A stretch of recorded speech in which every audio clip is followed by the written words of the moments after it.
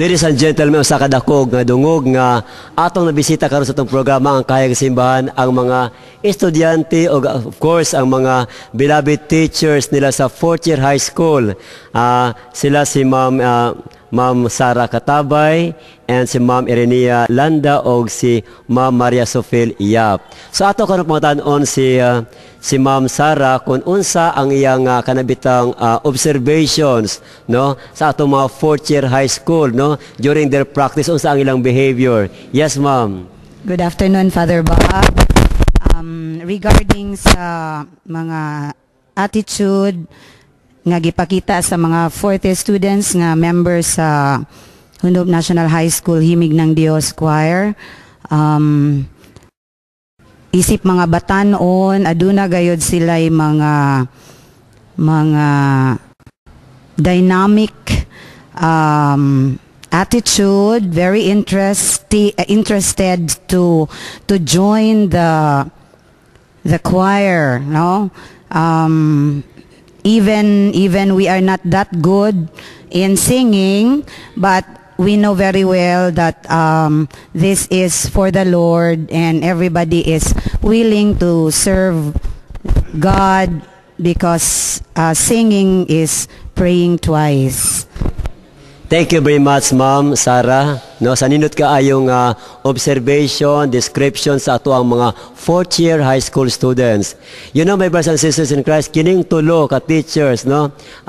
Di lamang sila mga gwapa physically, but then inside they are really very beautiful. Nga naman tungod kay maayo kay sila mo atiman, mo pangga sa mo ang mga kasamian ni boys. And of course, ato ang mga 4th year high school nga ni adiri karon kauban nato. So siguro maayo nga ato silang pangayuan og message para sa ilahang mga estudyante nga ni adinhi karon. Atong unahon siguro kay kang Ma'am Landa, and then kay Ma'am Yap, and then kang Ma'am Katabay. Thank you, Father Bob. Mayong hapon, Father Bob. Ang akong ikasulti kabahin ining mga kabatanunan, ilabi na ni ining among mga estudyante sa 4th year o sa uban pang mga estudyante sa Hundob National High School nga ilabi na ni ining pagsaulog sa Pasko, ilauntang pagahuptan ang kinabuhing Kristohanon og magpuyo silang likayan ang pagpakasala o pagbuhat sa maayo.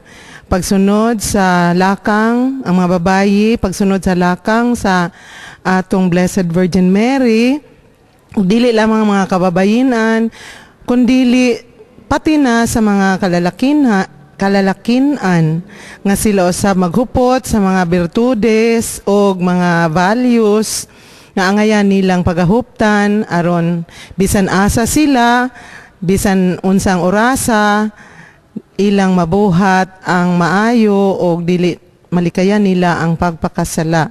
Busa bilang graduating students, akong ipabilin kanila nga sila pohon pagkahuman sa high school, bisan asa sila magatatak sa ilang kinabuhi ang pagkakristohanon, ilabi na bisan asa sila mailhan sila nga sila produkto sa Hundob National High School nga puno sa virtues and values. Thank you, Father.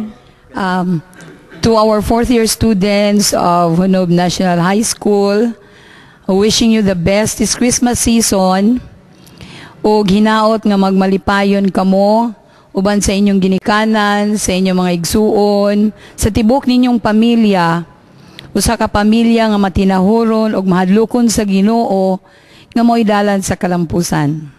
Thank you, Father.